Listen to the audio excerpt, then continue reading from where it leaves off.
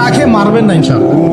রিজিক আছে, খাবো ইনশাআল্লাহ, কিন্তু হয়তো বা অভাব হবে, টাকা পয়সা একটু কম হতে পারে, অন্যের 10 তলা ফ্ল্যাট হবে, আমার হবে না, ঠিক আছে, অন্যের এত বিঘা বিঘা জমি আমার হয়তো হবে না, কিন্তু ইনশাআল্লাহ তাআলা এই যে দুনিয়ার মুসাফিরের জীবনটা, এটা মুসাফিরের জীবন না, মুসাফিরের জীবনটা কেটেই যাবে ইনশাআল্লাহ।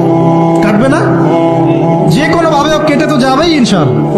এই যে পরকালের জীবনটা একটা চেতনার শক্তি, জানেন, দুনিয়াতে যত বাধা বিপত্তি আসুক, গাল মন্দ খান, গীবত তহমত খান, কষ্ট হোক, নির্যাতন হোক, একটা বিষয় মনের মধ্যে শান্তি দেয়। কি শান্তি? যে এই দুনিয়ার জীবনটা তো আর চিরস্থায়ী নয়, এটা তো আর সারা জীবন থাকবে না। ইনশাআল্লাহ এই অবস্থা আস্তে আস্তে পরিবর্তন হয়ে যাবে। ফাইন্না মাআল উসরি ইউসরা, পরকালে ইনশাআল্লাহ পাবো, দুনিয়াতে না পেলে কি হয়েছে, পরকালে পাবো ইনশাআল্লাহ।